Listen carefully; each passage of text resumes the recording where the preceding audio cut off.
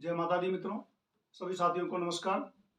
महाविद्या जनित ज्योतिष के एस्ट्रो टॉक सीरीज में मैं किशोर नाज आप सबका स्वागत करता हूं। और जैसा कि मैंने पहले बतलाया था कि आज मैं मंगल दोष के बारे में आपको बतलाने जा रहा हूं। मंगल दोष यानी कि मांगलिक दोष, इसके बारे में काफ़ी सारी भ्रांतियां रहती हैं, लोगों को डर बना रहता है। अगर बच्चों की कुंडली में मंगल दोष होता है तो उनके माता पिता को काफ़ी डर लगा रहता है कि आगे दाम्पत्य जीवन कैसा रहेगा, क्या रहेगा, और मंगल दोष अपना प्रभाव भी दिखाता है। तो सबसे पहले ये मंगल दोष होता क्या है, अगर इसको हम जान लेते हैं, कहा जाता है कि अगर किसी समस्या को हम जान लें तो उसका निवारण बहुत आसानी से किया जा सकता है। तो समस्या को जानना ही उसका निवारण होता है, कहा जाता है जानकारी ही बचाव है। तो अगर हम मंगल दोष के बारे में जान लेते हैं तो काफी हद तक हम उस समस्या पे विजय प्राप्त कर सकते हैं। सबसे पहले मंगल दोष होता क्या है, तो लग्न कुंडली में अगर फर्स्ट हाउस में, फोर्थ में, सेवेंथ में, एट में और 12th हाउस में अगर मंगल बैठे हुए हैं, स्थित हैं, तो उसको मांगलिक दोष कहा जाता है। क्यों कहा जाता है, इसके पीछे भी रीजन है कि 7th हाउस जो होता है वो जीवन साथी का होता है। तो अगर फर्स्ट हाउस में मंगल बैठ गए तो 7th दृष्टि देते हैं 7th हाउस पे। फोर्थ में अगर बैठ गई तो चौथी दृष्टि से 7th हाउस पे वो दृष्टि देते हैं। 7th और 8th हाउस जो होता है वो जीवन साथी का, आयु और आरोग्य का होता है। तो 7th और 8th हाउस उससे भी प्रभावित हो गया। और 12th हाउस में अगर मंगल है तो वो भी 8 जो 8वीं दृष्टि है वो 7th हाउस पर देते हैं। तो इससे क्या होगा, जीवन साथी के लिए प्रतिकूल अवस्था हो जाती है अगर मंगल फर्स्ट में, फोर्थ में, सेवेंथ में, एट्थ में और 12th में हो।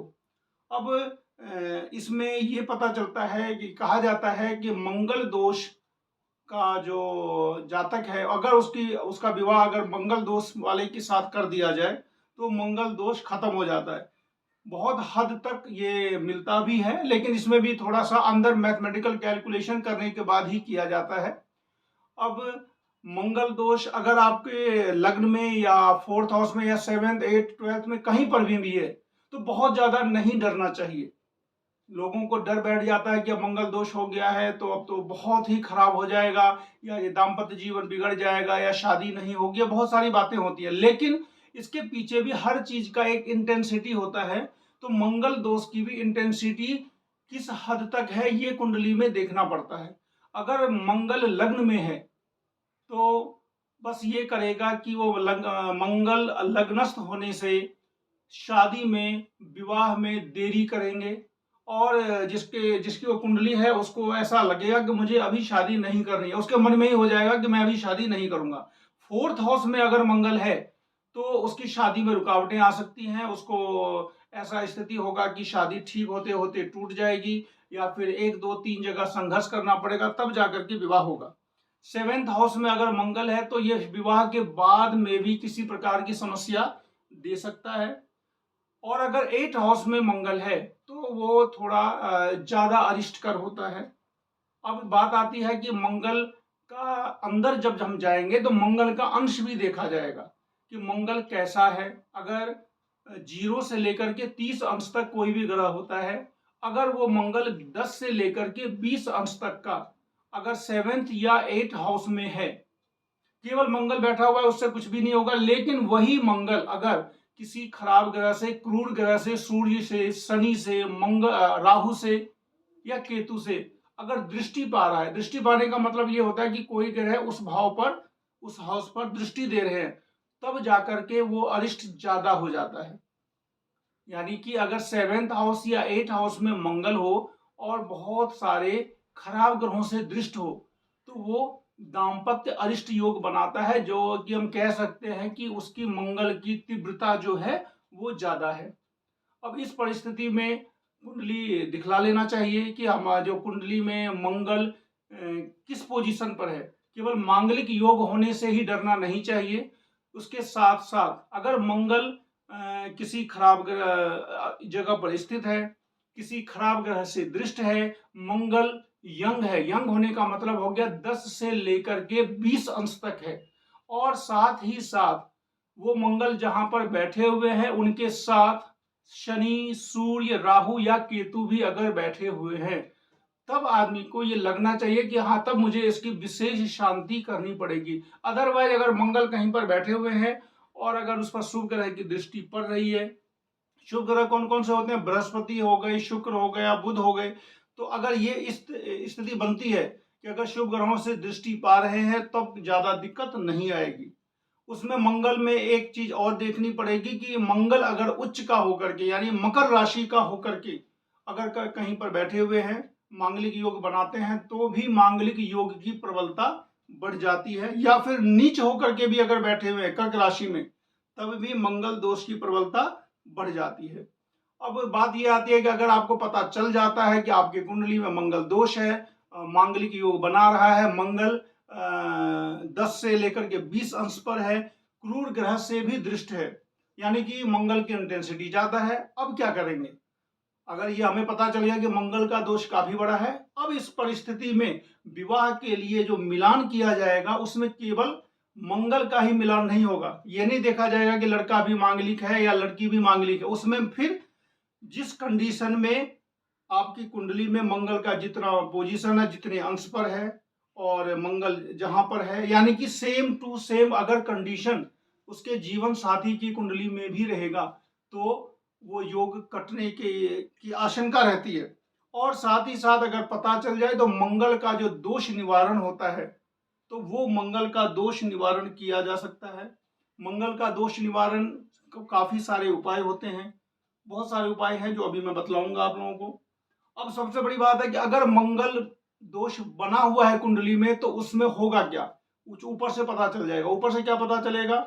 वो आदमी जिसकी वो कुंडली है उनके अंदर थोड़ा गुस्सा ज्यादा होगा, उग्र स्वभाव के होंगे और लगन के भी पक्के होंगे, ये थोड़ा एक फायदा भी होता है। अब क्या होता है कि मंगल, सबसे बड़ी बात मंगल का जो सबसे बड़ा चीज है वो यही करवाते हैं कि वो आपके घर वालों के साथ मिलकर के आपके विवाह के खिलाफ हो जाते हैं। मतलब क्या, आपके जो घर वाले हैं या आप जो कोई भी है उनको विवाह से वो ऐसा स्थिति सर्कमस्टेंसेस ऐसे बना देते हैं कि या तो आपको विवाह करने की तुरंत इच्छा नहीं होगी, या अगर जहां पर आप विवाह के लिए प्रस्ताव लेकर जाएंगे वहां पर विवाह में किसी न किसी प्रकार की बाधा उत्पन्न होती चली जाएगी और वो विवाह जो डिले होना है वो होता चला जाएगा। तो ये सारी बातें, इसके लिए उपाय में क्या करना होता है, तो मंगल दोष के लिए हनुमान जी की पूजा की जाती है। और अगर हनुमान जी की पूजा की जाए और मंगल ग्रह की जो शांति होती है अगर वो की जाए तो मंगल दोष शांत भी हो जाता है और मंगल दोष की इंटेंसिटी जो होती है वो काफी कम हो जाती है। अब अगर इस परिस्थिति में मंगलिक दोष है तो उसके लिए कुछ उपाय होते हैं। ये पहला उपाय तो यह है कि ओम अंग अंगारकाय नमः, ये तांत्रिक मंत्र है, इसका यथासंभव आप विवाह के समय में उसका जाप करवा लें। दूसरा उपाय ये होता है महामृत्युंजय जाप, ये करवा सकते हैं। एक होता है जब बहुत ही ज्यादा इंटेंसिटी हो मंगल की, यानी कि मंगल 7th हाउस में 8th हाउस में हो, बहुत सारे क्रूर ग्रह जो सूर्य शनि राहु केतु के साथ हो या फिर सूर्य शनि राहु केतु से दृष्ट हो, ये और 10 से 20 अंश पर हो, ये काफी खराब योग बनता है इससे।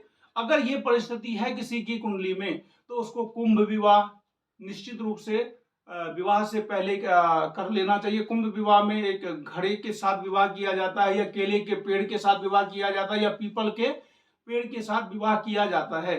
तो ये सारी जो प्रोसीजर है हमारी वैदिक सभ्यता में है और ये लोगों को पता भी है कि कैसे किया जाता है। तो विवाह से पहले अगर बहुत ही खराब कंडीशन हो मंगल की तो ये उपाय कर लेना चाहिए और इससे मंगल दोष काफी हद तक कम हो जाता है। और अगर विवाह में केवल देरी हो रही हो, अगर विवाह में मंगल दोष की वजह से देरी हो रही है तो मंगल दोष का कुछ उपाय है। एक उपाय ये होता है कि ज्योतिष के सारे उपाय ऐसे होते हैं कि किसी की आपको ब्लेसिंग लेनी है। ज्योतिष के मैक्सिमम उपाय ऐसे हैं, अगर किसी जीव को आप संतुष्ट कर दें तो उससे आपको जो ब्लेसिंग मिलेगी उससे आपको फायदा होगा। तो मंगल का एक उपाय यह है कि बहते पानी में अगर मंगलवार के दिन अगर आप कुछ मीठा बताशे अगर बहा देते हैं तो मंगल का दोष या उसका दुष्प्रभाव जो होता है वो काफी कम होने लगता है। तो मंगल का आप ये एक दोष का उपाय कर सकते हैं।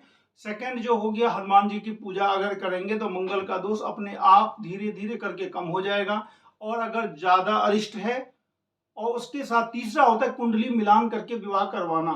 कुंडली मिलान करके विवाह करवाने से ये होता है कि विशेष औषधम, अगर दोनों के कुंडली में बराबर के योग अगर रहते हैं तो वो कट जाता है। कट जाने से सबसे बड़ा फायदा ये हुआ कि दोनों के अंदर योग है, दोनों में वो उसको बोला जाता है काउंटर बैलेंस हो जाना। तो वो जो निगेटिव योग है वो काउंटर बैलेंस हो जाता है। लेकिन फिर भी ऐसा होता है कि जो घोर अरिष्ट अगर किसी के साथ है तो वो क्या होगा, उसको वो करेगा ही नहीं। कहा जाता है ज्योतिष में कि अगर आपने उपाय कर लिया तो ये भी ऊपर वाले की मर्जी है। अगर आपने ज्योतिषीय उपाय किया, इसके ऊपर भी जो ऊपर से नियंत्रण है कि अगर आपके साथ अच्छा होना होगा तभी आप उपाय करेंगे, अदरवाइज आप उपाय करेंगे ही नहीं। अगर आपने उपाय कर लिया तो निश्चित रूप से फायदा होगा। और अगर जिसका घोर अरिष्ट रहता है या जिसके साथ नेगेटिव होना ही है, उसके दिमाग में ये बात जाएगी ही नहीं कि वो कोई उपाय कर ले। तो ये मेरा कहने का ये है कि अगर आपको 1% भी अगर कुंडली में ऐसा लगता है तो निश्चित रूप से थोड़ा सा जानिए। कम से कम हनुमान जी की आराधना करने के लिए आपको किसी के पास जाना नहीं पड़ेगा, किसी से पूछना नहीं पड़ेगा। अगर मंगल दोष है तो हनुमान जी की आराधना कीजिए। और अगर प्रबल दोष है, वो प्रबल दोष की जो प्रबलता है तो वो आप हो सकता है आपको खुद से पता ना चले, इसके लिए आप किसी विशेषज्ञ से आप निश्चित रूप से अपनी कुंडली दिखवा लें। और अगर उससे पता चलता है तो उसका जो कुछ उपाय होता है वो उपाय किया जाए। हाँ, इतना जरूर है कि अगर मंगल दोष है तो वो प्रभाव जरूर दिखाएंगे। और ये भी है कि अगर आपने उपाय किया तो उस दोष की प्रबलता बिल्कुल कम हो जाएगी। निश्चित रूप से फायदा भी होगा और आपको विश्वास भी हो जाएगा। इस तरीके से मंगल दोष में मेन यही है। और मैंने आपको मंगल दोष का सामान्य बतलाया कि सामान्य स्थिति में क्या होता है और इसका एक्सट्रीम निगेटिव क्या हो सकता है। एक्सट्रीम निगेटिव में एक बार फिर से बतला देता हूं। अगर मंगल 7th हाउस 8th हाउस में बैठे हुए हों और मंगल 10 से लेकर के 20 अंश पर हों और मंगल शनि सूर्य राहु या केतु के साथ हों और मंगल या फिर शनि सूर्य राहु और केतु से दृष्ट हों और ये चीजें लग्न कुंडली से भी मिले, नवमांश कुंडली से भी मिले और चंद्र कुंडली से भी मिले। ज्योतिष में एक विशेष बात यह है कि कोई भी चीज तब होती है जब हर प्रकार से बचने की कोई उम्मीद नहीं हो। यानी कि लग्न कुंडली में भी नेगेटिव हो गया, नवमांश में भी हो गया, चंद्र में भी हो गया, तब जाकर के वो फलित होता है। और सबसे बड़ी बात मैंने अभी पहले ही आपको बतलाई कि अगर आपने उपाय कर लिया तो निश्चित रूप से उस उपाय से, वो उपाय भी आप तभी करेंगे जब ऊपर वाले की मर्जी होगी। ऊपर वाले की मर्जी होगी, आपको पता चलेगा, आप उपाय करेंगे और उस उपाय से आपको फायदा भी होगा। और जिसके साथ जो एक्सट्रीम नेगेटिव अगर किसी के साथ योग है तो उसके पास ये बात पहुंचती ही नहीं। लेकिन कभी घबराना नहीं है। अगर मांगलिक दोष है तो उसके कुछ उपाय है। विवाह नहीं हो रहा उसका भी उपाय है। विवाह से पहले कुंडली मिलान का उपाय है। और अगर एक्सट्रीम नेगेटिव योग भी हैं तो भी हमारे वैदिक रीति रिवाज में उस योग की काट उपलब्ध है। इसीलिए अगर मंगल दोष है तो निश्चित रूप से इसका जो भी उपाय होता है वो उपाय करें। कोई जरूरी नहीं है कि लग्न में मंगल या चौथे भाव का मंगल या 7th 8th का मंगल आपके लिए बहुत खराबी ही करेगा, कोई जरूरी नहीं है। बहुत ज्यादा जो एक्सट्रीम नेगेटिव का एक विशेष परिस्थिति बनता है, उस परिस्थिति में अगर आपकी कुंडली है तो निश्चित रूप से आपको विशेष उपाय करने पड़ेंगे। और अगर सामान्य मंगल का दोष है तो एक हनुमान जी की पूजा, दूसरा मैंने जो बतलाया मंगलवार को जो बहते पानी में बताशे बहाना, और एक मंत्र बतलाया तांत्रिक मंत्र है ओम अंगारकाय नमः, इसका यथासंभव जाप करें या फिर करवा लें। इस प्रकार से मंगल दोष के बारे में मैंने आप लोगों को बतलाया है। अब आगे की जो टॉक सीरीज है उसमें मैं आपको शनि के बारे में, जो 7.5 में क्या होता है, फायदा करता है या नुकसान करता है, ये सारी बातें मैं नेक्स्ट एपिसोड में आप लोगों को बतलाऊंगा। अगर आप लोगों को और भी कोई जानकारी चाहिए तो कमेंट बॉक्स में जरूर लिख कर भेजें। और अगर आप लोगों को ये अच्छा लग रहा है, अगर ये जानकारी अगर अच्छी लगे तो निश्चित रूप से वीडियो को लाइक करें, सब्सक्राइब करें, शेयर करें। और बहुत जल्द मैं आप लोगों के पास शनि की 7.5 को लेकर के जो भी भ्रांतियां हैं या फिर जो कोई जानकारी है, एग्जैक्ट जानकारी, यानी कि इधर उधर की जो मेन टू द पॉइंट जो जानकारी होती है वो मैं आप लोगों के साथ लेकर के आता हूं और जल्द ही लेके आने वाला हूं। तब तक के लिए नमस्कार, धन्यवाद।